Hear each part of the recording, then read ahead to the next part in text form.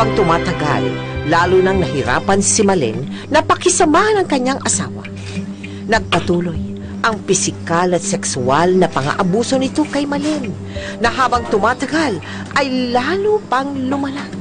PMA na po, palagi po kasi buong araw nandun siya sa duty niya. Duty po niya 6 sa umaga, 5:30 minsan. Tapos uuwi po siya alas 6:30 or alas 7. Palagi niya akong sinasaktan doon. Tapos minsan po, kailangan po budget po yung bibigay po niya sa amin na pagkain.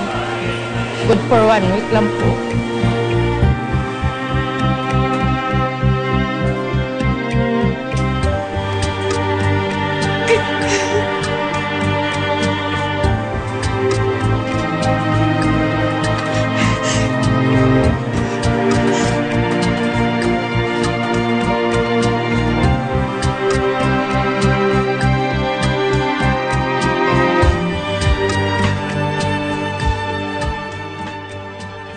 Bukod sa paulit-ulit na pagsira sa kanyang puri at panggagahasa sa kanya ng sariling asawa, hindi nauubusan si Eric sa pagparusa kay Malen sa di malamang kadahilanan.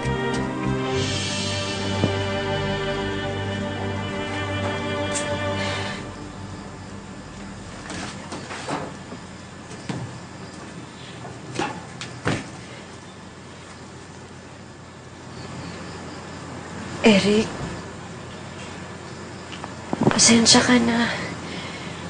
Hindi ko na kaya. Bukas naman. Huwag ka magreklamo. Hindi pa ako tapos eh.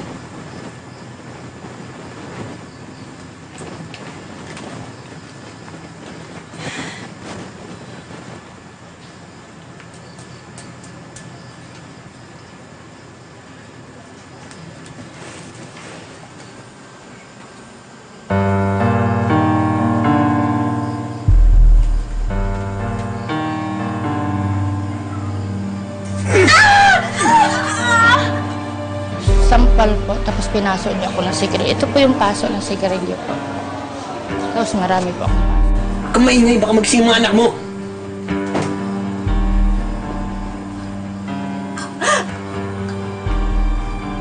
Eric, bakit mo na ganito? Dahil gusto ko. Maawa ka naman sa akin.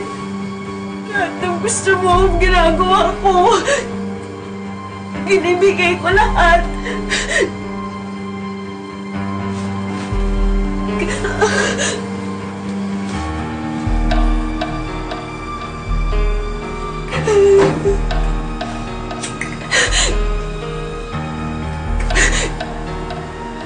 Salamat ka nga eh. Ikaw ang pinakasalan ko. Sa'yo ako umuwi.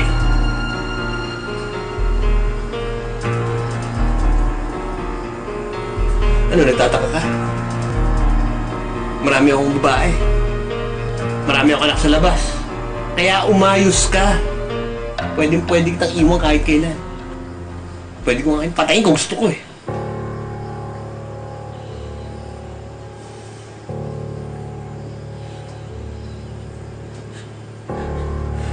Ano, gusto mo pa? Gusto mo hindi? Ayoko na.